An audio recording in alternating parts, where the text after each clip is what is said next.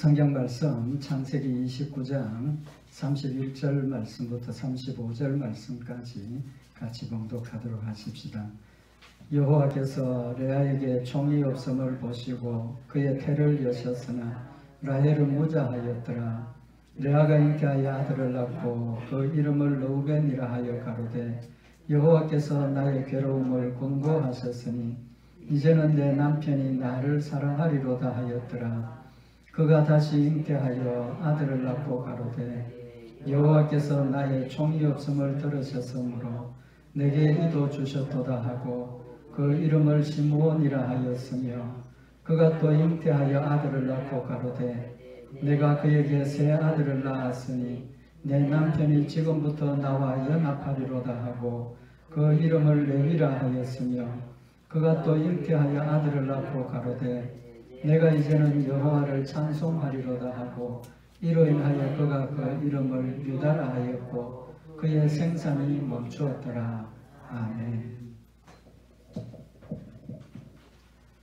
우리 지난 주일날 본문 말씀을 가지고 레아가 하나님의 은혜와 사랑을 충분히 감사할 수 있는 이유가 있었고 또 믿음으로 하나님 주신 은혜를 고백을 했지만 감사하지 못한 부분을 우리가 말씀을 상고를 했습니다.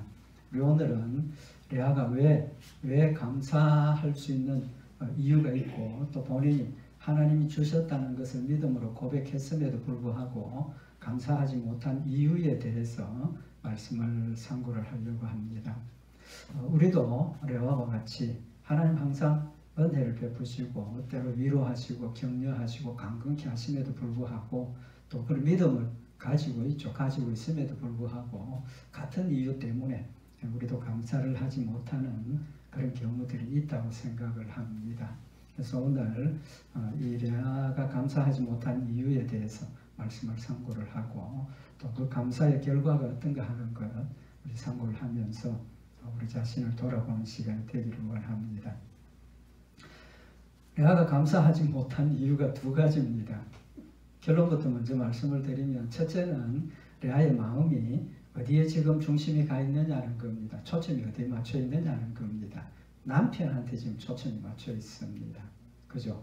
그래서 레아의 마음 속에는 지난주에 말씀을 상고했던 것처럼 남편의 사랑을 받아야 되는데 사랑은 고사하고 뭐만 받고 있습니까? 미움을 받고 있다는 거죠. 그러니까 그의 마음속에 빨리 남편하고 관계가 회복이 되고 남편의 사랑을 받았으면 좋겠다. 그 남편하고의 관계에 지금 초점이 맞추어져 있습니다. 그래서 하나님 주신 은혜를 받았음에도 불구하고 감사를 못한 거죠. 두 번째 이유가 뭐냐 하면 하나님 앞에 기도를 드렸는데 자신이 기도한 대로 이루어지지 않은 겁니다. 그러니까 첫째 아들 놓고 뭐라고 그랬습니까? 이제는 내 남편이 나를 사랑하리로다. 그렇게 생각을 했습니다. 사랑한다고 생각을 했습니다. 그대로 됐습니까? 안 됐습니까? 안 됐죠. 안 됐습니다. 또 두 번째 아들 놓고도 이제 남편이 나를 사랑하는 것을 넘어서 내 기도를 들었다라고 라헬이 고백을 했죠. 기도를 들었다라고 고백했음에도 불구하고 남편이 자기를 사랑을 했습니까? 안 했습니까? 안 했습니다. 그 뒤에 이제 정확하게 우리 좀 자세하게 말씀을 상고를 하도록 하고 두 가지 이유입니다. 우리가 기도하고 하나님의 응답에 대해서 우리 말씀을 상고를 했는데 하나님이 내 기도한 대로 안 되어져도 하나님 내 기도를 응답하신 겁니다. 그죠? 그럼에도 불구하고 레아는 자기가 기도한 대로 안 이루어졌기 때문에 감사를 못한 건 두 가지 지금 이유를 우리가 볼 수가 있습니다. 여기 첫 번째 아들 낳고 레아가 뭐라고 그랬습니까? 하나님이 나의 괴로움을 권고하셨으니 보셨다는 거죠. 보셨으니 이제는 내 남편을 사랑하리라. 그래서 이름을 르우벤이라고 그랬습니다. 르우벤 뜻이 뭡니까? 보라 아들이랍니다. 그죠? 둘째 아들을 낳고는 뭐라고 그랬습니까? 여호와께서 나의 총이 없음을 들으셨으므로 우리 지난 주일날 말씀을 상고를 했습니다. 첫째 아들 놓고 하나님께서 나를 사랑할 줄 알았는데 사랑하시지 않으니까 하나님 앞에 기도했다는 거죠. 하나님 아직도 내 남편이 나를 사랑하지 않습니다. 미워합니다. 그 기도를 들으시고 둘째 아들을 주셨다는 겁니다. 그래서 시몬이라는 뜻은 들었다 그런 뜻입니다. 들었다. 기도를 들으셨다는 거죠. 셋째 아들을 낳고는 뭐라고 이야기를 합니까? 셋째 아들 낳고는 내가 그에게 새 아들을 낳았으니 내 남편이 지금부터 나와 연합하리로다. 연합한다는 뜻이 뭡니까? 이제는 내가 아들 셋이나 낳았으니까 내 남편이 나를 사랑할 거다. 그렇게 고백을 하고 있는 거죠. 그러니까 이 세 번의 표현을 통해서 지금 레아의 마음이 어디에 지금 집중되어 있습니까? 전에 말씀드린 것처럼 남편하고의 관계에 지금 초점이 맞추어져 있는 거죠. 남편하고 관계가 회복되고 남편으로부터 사랑을 받아야 된다는 거기에만 초점이 맞추어주니까 하나님이 주셨음을 고백을 했음에도 불구하고 이게 감사가 안 되는 겁니다. 근데 첫째 아들, 둘째 아들, 셋째 아들의 이름에서 공통점을 우리가 발견을 할 수 있습니다. 무슨 공통점이 있습니까? 공통점이 뭐냐 하면 첫째 아들 이름이 뭐라 그랬습니까? 보라 아들이라. 보라 아들이라. 두 번째는 아들의 이름이 뭐라 그랬습니까? 두 번째는 하나님이 내 기도를 들으셨다. 기도를 들으셨다. 그 다음에 세 번째는 뭡니까? 이제는 내 남편이 이제부터는 나를 사랑한다. 연합한다. 그 뜻입니다. 그 공통점이 뭐냐 하면 자랑입니다. 자, 보라 아들을 낳았다. 나는 지금 남편으로부터 미움을 받고 어째 보면 식구들 가운데 천대꾸러기가 되어 있는 그런 상황인데 봐라 하나님께서 나를 아들 낳게 했지 않느냐. 자랑입니다. 두 번째, 하나님이 나의 기도를 들으셨다. 봐라 나는 아직도 서름과 압박 가운데 있지만 하나님이 내 기도를 들으셨지 않느냐. 자랑입니다. 셋째 아들 낳고는 또 뭡니까? 이제부터는 내 남편이 나를 사랑해서 연합할 거다. 자랑입니다. 자랑. 왜 자랑하게 됩니까?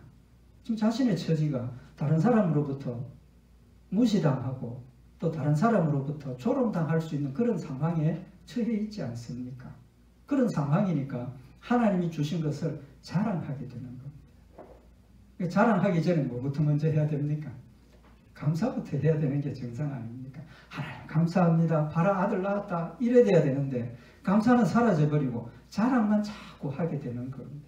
왜? 초점이 남편의 사랑에 초점이 맞춰져 있으니까. 세상이 일에 초점이 맞춰지면 하나님께서 나에게 주신 은혜를 우리는 어떻게 합니까? 때로는 자랑하게 되는 겁니다. 자랑하게 돼요. 좀 다른 이야기가 들는지 모르지만 그래서 감정도 사실은 참 조심해야 됩니다. 참 조심해야 돼요. 나는 진심으로 하나님 주신 은혜와 하나님 내 기도를 들으심과 하나님께서 나를 사랑하셔서 채워주시는 은혜를 내가 알리고 하나님을 영화롭게 하기 위해서 간증을 하는데 잘못하면 하나님은 사라져버리고 뭐가 됩니까? 내 자신이 봐라 하나님께서 나를 이렇게 축복하셨다. 이런 모습이 드러날 수도 있다는 겁니다. 어쨌든 레아의 마음속에 하나님이 주신 은혜를 감사하지 못한 것은 세상 일에 너무 집착을 하고 자신의 어려움을 비관하고 만족하지 못하는 그런 것 때문에 자랑하게 된 것으로 생각을 할 수가 있다는 겁니다. 두 번째 감사하지 못한 이유가 자신의 기도대로 안 이루어졌기 때문이죠. 그 첫 번째가 첫째 아들 낳고 하나님께서 나에게 내 괴로움을 보시고 축복해 주셔서 아들을 낳았으니까 이제는 내 남편이 나를 사랑하리로다. 사랑했습니까? 안 했습니까? 자신의 기대대로 안 됐지 않습니까? 기대대로 안 됐기 때문에 둘째 아들 낳을 때 뭐라 그랬습니까? 둘째를 낳고 나의 총이 없음을 들으셨으므로 지난 주일날도 말씀을 드렸지만 레아가 첫째 아들 낳고 남편이 날 사랑할 줄 알았는데 아직도 사랑 안 하고 계속 미워하고 있으니까 하나님 이게 웬일입니까? 남편 아들 하나 낳았는데 남편이 아직도 나를 사랑하지 않고 있습니다. 미워하고 있습니다. 하나님 좀 도와주십시오. 사랑받게 해주십시오. 계속 기도했다는 겁니다. 기도했는데 하나님이 들으셨다는 거죠. 기도를 들으셨다라고 고백을 했지만 지금 첫째 아들 낳고 기대가 이루어졌습니까? 안 이루어졌습니까? 안 이루어졌죠. 두 번째로 하나님께서 내 지금 미움 받고 있습니다. 하나님께서 해결해 주십시오. 해결했다고 고백을 했는데 해결이 됐습니까? 안 됐습니까? 안 됐지 않습니까? 왜 그렇습니까? 세 번째 아들 놓고 지금부터는 내 남편이 나와 연합하리로다. 아직도 미워하고 있으니까 똑같은 그런 관심을 가지고 지금 받아들이고 있는 겁니다. 우리도 마찬가지지 않습니까? 내가 기도한 대로 이루어지면 감사하고, 내가 기도한 대로 이루어지지 않으면 뭐합니까? 낙심하게 되고, 원망하게 되고, 불평하게 되고, 의심하고, 하나님 정말 나를 사랑하십니까? 하나님 정말 나와 함께하고 계십니까? 감사는 사라져버리고 오히려 기도했기 때문에 뭐가 생기는 겁니까? 의심이 생기고 원망하고 불평하는 정반대의 결과를 가지고 온다는 겁니다. 그러면 넷째 아들 놓고 감사했죠. 감사했습니다. 근데 넷째 아들 놓고 감사를 했는데 상황이 바뀌었기 때문에 감사를 했습니까? 남편이 자기를 사랑하고 평안한 자리로 들어갔기 때문에 감사했습니까? 아닙니다. 그죠? 아닙니다. 성경을 보면 넷째 아들 놓고 난 뒤에도 계속해서 미워하고 시기하고 질투하고 그런 상황이 지금 이어지고 있습니다. 창세기 30장 1절에 보면 지난 주일날도 잠깐 말씀을 드렸지만 라헬이 자기가 야곱에게 아들을 낳지 못함을 보고 그 형을 투기하여 야곱에게 이르되 나로 자식을 낳게 하라. 그렇지 아니하면 내가 죽겠노라. 남편에게 막 원망하죠. 아들 못 낳게 된 게 꼭 누구 때문입니까? 야곱 때문에 아들 못 낳게 된 것처럼 나 아들 낳게 해달라고, 자식 낳게 해달라고, 그렇지 않으면 내가 죽겠다. 막 이렇게 원망을 하죠. 야곱이 라헬에게 노를 바라여 가로되 그대로 성태치 못하게 하시는 이는 하나님이시니 내가 하나님을 대신하겠느냐. 하나님이 하시는 일인데 내가 어떻게 할 수 있느냐고. 이제 그러고 난 뒤에 라헬이 어떻게 합니까? 자기 여종을 야곱에게 주면서 이 여종을 통해서라도 난 아들 받아야 되겠다. 아들 잘 낳아야 되겠다. 그래서 여종 빌하를 야곱에게 넣고 야곱이 그 사이에서 아들을 낳습니다. 창세기 30장 8절에 보면 라헬이 그 다음에 이제 그 형과 크게 경쟁하여 이기었다 하고 그 이름을 납달리라 하더라. 뭐 아들을 이제 계속 그 몸종을 통해서 아들을 낳게 되죠. 그러니까 계속해서 지금 라헬하고 레아하고는 어떤 관계입니까? 경쟁입니다. 얼마나 경쟁이 심하면 내 몸종을 남편에게 주어서 그를 통해서라도 내가 아들을 낳아야 되겠다. 그런 지금 상황입니다. 근데 창세기 30장 9절에도 보면 레아도 똑같은 일을 합니다. 동생이 자신의 시녀를 남편에게 주어서 아들 낳으니까 자기도 자기의 종을 남편에게 줍니다. 그래서 창세기 30장 9절에 보면 레아가 자기의 생산이 멈춤을 보고 그 시녀 실바를 취하여 야곱에게 주어 척을 삼게 하였더니 거기서 또 아들을 낳게 되죠. 그러면서 창세기 3장 15절에 어떤 일이 생겼을 때 레아가 라헬에게 이르되 네가 내 남편을 빼앗은 것이 작은 일이냐. 레아가 동생에게 네가 내 남편 빼앗은 거 적은 일이냐. 지금 레아가 그런 말 할 자격이 있습니까? 없습니까? 거꾸로죠. 거꾸로입니다. 자기 때문에 동생이 지금 결혼이 망쳐졌는데 동생에게 너 지금 내 남편 빼앗아 간 거야. 이러니까 지금 가정 상황이 얼마나 심각한 갈등 관계에 있는가 하는 걸 알 수가 있다는 거죠. 그런데 네 번째 아들 낳고도 이런 갈등 관계가 이루어졌다는 것은 레아의 입장에서 보면 감사할 이유가 생겼습니까? 없어요? 안 생겼습니까? 안 생겼지 않습니까? 똑같은 상황입니다. 똑같은 상황인데 지금 레아는 하나님께 감사를 하고 있는 겁니다. 감사를 하고 있는. 그러면 무엇 때문에 상황이 바뀌어지지도 않았는데 감사를 했겠느냐는 겁니다. 그의 마음속에 생각이 달라졌다는 거죠. 이유가 그것밖에 없지 않습니까? 남편을 향하던 집착, 남편으로부터 사랑을 받아야 되겠다는 그 욕심, 또 자기가 기도한 대로 이루어져야 한다라는 그 욕심을 버리고 나니까 뭐가 남습니까? 자기가 처음부터 고백했던 것처럼 하나님이 내 미움받는 것을 보시고 아들을 주셨다. 이것만 남는 겁니다. 그게 뭡니까? 하나님 주신 위로지 않습니까? 지금 고통당하고 외로움 가운데 빠져있는 나에게 하나님께서 아들을 주셔서 위로해 주셨다는 그 사실만 남으니까 뭐가 되는 겁니까? 감사가 되는 거예요. 감사가 돼요. 그래서 그의 마음속에 하나님이 주시는 위로를 깨닫고 나니까 상황은 하나도 변한 게 없지만 하나님께 감사할 수 있게 되더라는 겁니다. 또 한 가지 상황을 우리가 봐야 되는데 창세기 29장 35절에 보면 그가 또 잉태하여 아들을 낳고 가로되 내가 이제는 여호와를 찬송하리로다 하고 이로 인하여 그의 이름을 유다라 하였고 넷째 아들 놓고 유다라 하나님을 찬송한다라는 이름을 주고 그의 생산이 멈추었더라 그랬습니다. 그의 생산이 멈추었더라. 감사를 드렸으면 우리 생각에 감사를 드렸으면 하나님 어떻게 해야 됩니까? 또 아들을 낳게 해주시고 또 더 큰 축복을 해주셔야 그게 정상이지 않습니까? 왜? 우리는 감사하면 하나님께서 더 좋은 거 주신다 이런 생각을 하고 있고 감사를 못했기 때문에 하나님께서 벌 주셔서 우리가 고통 고난을 당한다 이런 생각을 은연중에 우리가 하고 있다는 겁니다. 그런 관점에서 보면 레아가 하나님 앞에 감사를 했으니까 계속해서 아들을 잘 낳고 남편이 사랑하게 되고 결과가 이래야 되는데 좀 전에 말씀드린 것처럼 갈등이 계속 있었다는 거죠. 계속 갈등이 더 심해져서 심지어는 네가 내 남편 빼앗아 갔지 않느냐 이런 정도까지 되어졌다는 겁니다. 근데 창세기 30장까지 쭉 우리가 살펴보면 레아가 지금 이 시점에서는 아들 낳는 게 멈춰졌지만 이제 그 다음에 어떤 일이 벌어지느냐 좀 전에 말씀드린 것처럼 동생이 자기 몸종을 야곱에게 주고 아들 낳고 또 아들 낳고 또 자기가 몸종을 주고 아들 낳고 그걸로 끝난 것이 아니라 이 레아도 아들을 다시 낳습니다. 그래서 창세기 30장 17절에 보면 하나님이 레아를 들으셨으므로 그가 잉태하여 다섯째 아들을 야곱에게 낳은지라. 여기도 레아를 들었다 그랬습니다. 그 뜻이 뭡니까? 지난 시간에 말씀드린 것처럼 레아의 기도를 들으셨다는 겁니다. 몸종을 주고 경쟁관계에 있지만 여전히 레아는 하나님 앞에 지금 기도하고 있는 겁니다. 하나님 아직도 내가 고통 가운데 있습니다. 하나님 주신 위로를 감사하지 못하니까 감사를 했음에도 아직도 세상 것을 버리지 못하고 있으니까 고통 가운데서 하나님께 기도를 하고 있는 겁니다.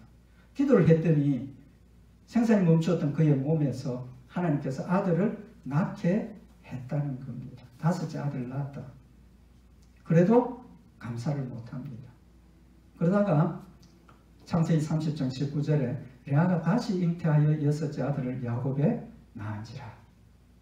그러니까 한참 기간을 두고 나중에 두 아들을 더 낳게 하시고 그 다음에 딸도 낳습니다. 디나 딸도 낳습니다. 그 다음에 이제 우리가 한 가지 더 생각해 볼 수 있는 것은 라헬의 경우입니다. 라헬의 경우. 하나님께서 라헬은 남편으로부터 사랑을 받으니까 아들을 못 낳게 하신 겁니다. 아들 주시지 않은 겁니다. 근데 진짜 못 낳았습니까? 낳았습니다. 그죠? 마지막에 아들을 낳습니다. 두 아들 이름이 요셉이고 하나는 베냐민이고 베냐민 낳다가 죽습니다. 그죠? 이제 이렇게 보면 전체적인 그림이 나오지 않습니까? 감사하고 지금 현실에서 일어나는 것하고 정비례하는 관계가 있습니까? 없습니까? 없습니다. 감사하고 우리가 받는 축복하고 정비례하는 경우가 아니라는 거예요. 라헬도 어떻게 보면 오늘 여기 본문 말씀에 있는 것만 보면 하나님의 사랑을 받으니까 세상의 것은 받지 못했다 그렇게 볼 수 있는데 요셉과 베냐민을 낳았습니다. 요셉이 누굽니까? 애국으로 내려갔다가 총리가 된 그 사람이 요셉입니다. 얼마나 큰 축복입니까? 결론이 뭡니까? 우리가 하나님 앞에 감사하는 이유는 현실에서 일어나는 일 때문에 감사하면 안 된다는 겁니다. 감사할 수 없습니다. 먹을 게 풍성하고 물질이 많아지고 건강해지고 형통하고 그래서 감사하려고 한다면 아무도 감사 못합니다. 왜 그렇습니까? 지난 시간에도 말씀을 상고했던 것처럼 하나님께서 항상 좋은 것과 힘든 것, 고통스러운 것 함께 주시기 때문에 예수님께서 너희가 하나님 말씀대로 순종하고 자기를 부인하고 십자가를 지고 자기 생명을 버리면 이 땅에서 많은 여러 배를 받지만 무엇과 함께 받는다 그랬습니까? 고난도 함께 받는다 그랬습니다. 고난도 함께 갑니다. 왜? 하나님 주신 물질의 축복, 명예, 권세, 건강, 이 세상의 좋은 것들을 받으면 처음에는 엄청 감사하지만 시간이 지나면 어떻게 됩니까? 거기에 빠져서 하나님을 잊어버리게 되기 때문에. 그래서 항상 깨어서 기도하고 항상 하나님께 감사할 수 있도록 하기 위해서 우리에게 최소한 한 가지 이상의 기도의 제목을 주시는 겁니다. 주시는 거예요. 결론은 우리가 하나님 앞에 감사하는 것이 이 세상의 것 때문에 감사하는 것이 아니라 하나님이 나에게 주신 은혜를 뭐 할 때? 깨달을 때. 깨닫고 믿음으로 인정할 때 그때 감사가 나올 수 있다는 겁니다. 범사에 감사하라 하신 거죠. 그래서 범사에 감사하라 하신 겁니다. 사도 바울이 자신은 죽는 것도 두렵지 않다고, 나는 하나님을 사랑하기 위해서 또 하나님을 사랑하기 때문에 내 생명을 다해서 하나님 맡겨주신 사명을 감당하노라고, 순종하노라고 고백을 합니다. 그 이유가 뭡니까? 빌립보서 4장 11절에 보면 내가 궁핍함으로 말하는 것이 아니라 어떤 형편이든지 내가 자족하기를 배웠노니. 자족하기를 배웠다는 겁니다. 자족한다는 게 뭡니까? 넉넉해도 마음이 평안하고, 뭔가 부족해도 마음이 평안하고, 세상 것 때문에 마음이 불안하고 원망하고 불평하는 것이 아니라 어떤 상황에서든지 감사하고 기쁨이 넘치고 하나님을 사랑한다, 그 뜻이지 않습니까? 그러면서 구체적으로 설명한 것이 내가 비천에 처할 줄도 알고 풍부에 처할 줄도 알아. 비천에 처할 줄도 알고 풍부에 처할 줄도 안다는 겁니다. 중요한 의미지 않습니까? 우리는 비천한 상태, 남이 나를 멸시하고 무시하고 내가 지금 어떤 그런 어렵고 힘든 상황에 들었을 때, 레와와 같이 남편의 사랑을 받지 못하고 고통 가운데 고난 가운데 있을 때조차도 만족할 수 있어야 된다. 감사할 수 있어야 된다는 거죠. 뿐만 아니라 풍부에 처할 줄도 안다. 풍부할 때도 물질에 빠지지 않고 세상 연락에 빠지지 않고 교만하지 않고 자만하지 않고 하나님만 의지하면서 하나님 주신 그것을 하나님의 선한 일에 쓸 수 있는 마음가짐이 되었다는 겁니다. 하나님께서 우리에게 뭘 주실 때는 그 주신 것을 잘 활용해서 하나님의 뜻을 이루고 하나님의 사명을 감당하도록 우리에게 맡겨주신 겁니다. 물질도 하나님이 우리에게 맡겨주신 것이고 명예도 권세도 건강도 세상의 지혜와 지식도 하나님이 일을 잘 감당하도록 하기 위해서 우리에게 맡겨주신 겁니다. 그렇다면 넉넉할 때 교만해지지 않을 수 있죠. 하나님 주신 이 권세를 내가 어떻게 사용을 해서 하나님을 영화롭게 하고 복음을 전할 수 있을까? 하나님 주신 이 건강을 내가 어떻게 활용을 해서 하나님의 일에 더욱 열심히 충성하고 하나님의 일을 계속할 수 있겠느냐? 관심이 거기에 가고 방법이 거기에 가진다는 겁니다. 교만해질 여지가 없는 겁니다. 나태해질 여지가 없는 겁니다. 그래서 사도 바울이 내가 비천에 처할 줄도 알고 풍부에 처할 줄도 알아. 모든 일에 배부르며 배고픔과 풍부와 궁핍에도 일체의 비결을 배웠노라. 모든 일에 배부르다, 만족한다는 겁니다. 그러면서 배고픔과 풍부와 궁핍에도 일체의 비결을 배웠노라. 넉넉할 때 어떻게 행동해야 되는 비결을 알았다는 것, 배웠다는 겁니다. 가난할 때, 힘들 때, 물질이 없을 때 어떻게 해야 된다 하는 것을 비결을 알았다는, 배웠다는 사실을 고백을 하고 있는 겁니다. 결론이 무엇입니까? 세상 일 때문에 원망하고 불평하고 기뻐하고 즐거워하고 때로는 낙심하고 의심하고 그러지 말자는 겁니다. 그러지 말자. 그러면 레아가 상황이 변하지 않았음에도 불구하고 또 우리가 아무런 세상 그런 것들이 변치 않았음에도 불구하고 범사에 감사할 수 있는 이유가 무엇이냐는 겁니다. 우리의 노력으로 됩니까? 안 됩니다. 안 됩니다. 아무리 마음의 각오를 다지고 내가 절망적인 상황에 처해도 하나님만 믿고 기뻐해야 되겠다라고 마음을 다잡지만 내 힘으로는 안 됩니다. 내 힘으로는 안 돼요. 고린도전서 2장 12절에 보면 하나님께서 우리에게 성령을 보내주신 목적을 이야기를 하고 있습니다. 고린도전서 2장 12절에 보면 우리가 세상의 영을 받지 아니하고 오직 하나님께로 온 영을 받았으니, 우리는 무슨 영을 받았다는 겁니까? 하나님께로 온 영을 받았다. 성령을 받았다는 겁니다. 성령님이 내 안에 계신다는 겁니다. 하나님께서 우리에게 성령을 주신 목적을 지금 밝히는데 이는 우리가 하나님께로 언령을 받은 것은 이유는 우리로 하여금 하나님께서 우리에게 은혜로 주신 것들을 알게 하려 하심이라. 하나님께서 우리에게 성령을 주신 목적, 첫째는 예수를 믿게 하는, 하나님을 알고 믿게 하는 가장 근본적인 거죠. 두 번째는 성령으로 말미암아서 하나님께서 나에게 은혜로 주신 것들을 알게 하신다는 겁니다. 알게 하신다. 레아가 남편의 미움을 받고 억울한 그런 상황이 있을 때 하나님께서 아들을 주셨을 때 레아가 뭐라고 그랬습니까? 하나님께서 내 괴로움을 보셨다. 그런 고백이 왜 나오느냐는 겁니다. 하나님께서 레아의 마음속에 영안을 밝혀주시고 하나님께서 아들 낳게 하신 것은 나에게 위로를 해주신 것이라는 것을 깨닫게 했기 때문에 그런 믿음의 고백이 나오게 되는 겁니다. 하나님 주신 은혜를 깨달았지만 그 은혜를 온전하게 받지 못한 겁니다. 그래서 고린도후서 6장 1절에 뭐라고 그랬습니까? 우리가 하나님과 함께 일하는 자로서 너희를 권하노니 하나님의 은혜를 헛되이 받지 말라. 하나님의 은혜를 헛되이 받지 말라는 겁니다. 하나님 나에게 은혜를 주셨는데 믿음으로 고백했는데 거기에 따라서 감사하고 믿음으로 온전하게 서서 범사에 감사하면서 가야 하는데 내가 그걸 못했다는 거죠. 하나님 주신 은혜를 헛되이 받았다는 겁니다. 하나님의 은혜를 소용없는 것으로 만들어버렸다는 겁니다. 우리도 마찬가지입니다. 우리 하나님을 믿는 믿음이 있습니다. 하나님 나와 함께하고 계신다는 믿음을 늘 고백합니다. 그럼에도 불구하고 우리는 범사에 감사하지 못하는 이유는 아직도 하나님께서 내게 주신 은혜를 깨달았음에도 불구하고 그 은혜를 진정한 감사로 성화시키지 못하는, 믿음으로 그것을 내 것으로 만들지 못하는, 하나님의 은혜를 헛되이 받는 그런 연약한 부분 가운데 있다는 사실을 우리에게 교훈을 하고 있는 겁니다. 하나님께서 우리에게 감사를 원하시는 이유가 뭡니까? 하나님 우리에게 감사를 원하시는 이유, 감사하라고 명령하셨지 않습니까? 왜 명령하셨습니까? 우리가 하나님께 감사함으로 더 큰 은혜와 사랑을 받도록 하기 위한 목적이 있습니다. 하나님께서 우리에게 하나님의 은혜를 깨닫게 하시고 하나님의 은혜를 깨닫고 감사하게 하시는 목적이 우리에게 뭘 요구해서가 아니라는 겁니다. 우리에게 뭘 받기 위해서가 아니라는 겁니다.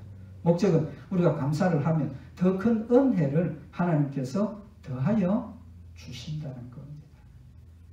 그래서 하나님께서 성령을 통해서 내가 하나님 은혜로 받은 것을 깨닫게 했을 때 우리가 성령의 역사를 소멸하지 않고 이거 하나님 은혜구나, 하나님 감사합니다 라고 할 때 우리의 마음속에 뭐가 생깁니까? 감사가 생기고 기쁨이 생기고 또 그 감사와 기쁨에 대해서 뭐가 생깁니까? 하나님을 사랑하게 되고 하나님을 믿고 의지하게 되고 하나님께 영광 돌리고 하나님을 복되게 하는, 하나님께 영광 돌리는, 영화롭게 하는 축복을 우리가 받아 누리게 된다는 겁니다. 충성하게 된다는 거죠. 그래서 고린도후서 4장 15절에 보면 모든 것을 너희를 위하여 하는 것은 은혜가 많은 사람의 감사함으로 말미암아 더하여 넘쳐서 하나님께 영광을 돌리게 하려 함이라. 우리 모든 성도들이 하나님께 감사하면 그 감사 때문에 더하고 넘치고 결과가 뭡니까? 하나님께 영광을 돌리게 된다는 사실을 말씀을 하고 있는 겁니다. 하나님 영광 받으시는 일은 우리가 하나님을 뜨겁게 사랑하고 감사함으로 우리가 힘을 다해서 하나님 말씀을 순종하고 충성할 때 우리의 삶이 빛이 되고 소금이 되고 다른 사람들이 나를 통해서 하나님을 영화롭게 하는 결과가 있고 우리가 입으로 하나님께 감사합니다, 진심을 다해서 하나님께 감사합니다 할 때 그 감사가 전파가 되고 우리 모든 성도들이 각각이 받은 은혜와 감사를 함께 모여서 하나님께 찬양을 할 때 그 감사의 찬양이 얼마나 뜨겁고 커지지 않느냐는 겁니다. 우리의 삶이 변화가 되고 하나님께서 주신 이 은혜를 세상으로 흘러보내는 열매가 맺혀진다는 사실을 지금 우리에게 교훈을 하고 있는 말씀인 겁니다. 하나님께서 우리에게 감사하라, 감사하라라고 명령하시는 목적은 누구를 위한 겁니까? 다 나를 위한 겁니다. 우리를 위한 겁니다. 그걸 통해서 하나님을 영화롭게 하고 하나님께서 약속하신 축복을 받아 누리도록 하나님이 우리에게 은혜를 베푸신 거라는 사실을 우리에게 교훈을 하고 있습니다. 말세의 특징을 말세의 특징을 성경은 기록을 하고 있는데 디모데후서 3장 1절에 보면 네가 이것을 알라 말세에 고통하는 때가 이르리니 사람들은 자기를 사랑하며 얼마나 이기심이 많습니까? 지금 이기심이 너무너무 많습니다. 자기를 사랑하며 돈을 사랑하며 자긍하며 교만하며 회방하며 부모를 거역하며 감사치 아니하며 말세의 특징 중에 하나가 감사를 안 한다는 특징을 말씀을 하고 있는 겁니다. 대인관계에서도 마찬가지라는 거죠. 하나님과 우리 사이에도 감사가 적어질 뿐 아니라 대인관계에도 감사가 자꾸 사라지는 감사가 사라지니까 뭐 합니까? 서로 미워하게 되고 이기심 가운데 그렇게 빠져진다는 사실을 말씀을 하고 있는 겁니다. 하나님 우리에게 하신 명령입니다. 골로새서 2장 7절에 보면 그리스도 안에 뿌리를 박으며 세움을 입어 교훈을 받은 대로 믿음에 굳게 서서 감사함을 넘치게 하라. 믿음에 굳게 서면 설수록 뭐가 됩니까? 감사가 넘치게 된다는 겁니다. 믿음의 결과가 감사라는 사실을 말씀을 하시고 믿음에 굳게 서서 감사함을 넘치게 하라라고 명령하고 계시는 겁니다. 시편 57편 9절에 보면 주여 내가 만민 중에서 주께 감사하오며 열방 중에서 주를 찬송하리이다. 시편 저자 열방 중에서 내가 하나님을 영화롭게 하고 하나님께 감사 찬송을 드리겠습니다라고 고백을 하고 있습니다. 우리의 모습을 다시 한번 돌아보십시다. 골로새서 3장 17절에 또 무엇을 하든지 말이나 일이나 다 주 예수의 이름으로 하고 내 이름, 내 생생 내는 게 아니고 주 예수의 이름으로 하고 그를 힘입어 아버지 하나님께 감사하라. 아버지 하나님께 감사하라. 내 이름 나타낼 게 없죠. 왜? 하나님 주신 거니까. 하나님의 이름으로 감사하라라고 명령을 하고 있고 골로새서 4장 2절에 기도를 항상 힘쓰고 기도에 감사함으로 깨어있으라 라고 지금 명령을 하고 계시는 겁니다. 우리 오늘 말씀 다시 한번 마음에 새겨서 레아가 자신도 몰랐지만 아무것도 변하지 않았지만 하나님께 감사할 수 있었던 이유는 성령님이 그의 마음속에 역사하셔서 고백하게 하시고 감사하게 하시고 그 감사를 통해서 레아에게도 축복을 해주시고 또 라헬에게도 축복해 주시고 야곱의 가정에 축복을 해주셨다는 사실을 다시 한번 마음에 새겨서 우리 성령의 역사를 소멸하지 말고 내 마음속에 하나님 역사가 믿어지면 무조건 감사부터 하고 그 다음에 우리가 하나님께 뜨거운 사랑을 고백하고 실천하고 충성하는 복된 성도가 되시기를 바랍니다. 기도드리십시오. 사랑의 하나님 아버지 우리를 사랑하셔서 하늘나라의 백성이 되게 하시고 산 소망을 가지게 하시며 범사에 감사할 수 있도록 성령님 우리 마음 가운데 늘 하나님의 은혜를 알게 하시고 깨닫게 하심을 다시 한번 마음에 새기는 저희들 되게 하시고 영안을 밝혀주시고 영의 사람이 늘 깨어 있어서 성령님께 웃혀주시고 가르쳐주실 때 믿음으로 인정하고 감사하며 힘을 다해서 하나님을 사랑하는 저희들 되도록 주님 축복하여 주시옵소서. 늘 범사에 감사하며 자족함으로 끝까지 주를 영화롭게 하며 주의 뜻을 이루는 복된 역사가 있도록 채워주실 줄 믿고 감사드리오며 우리 주 예수 그리스도의 이름으로 기도드리옵나이다. 아멘.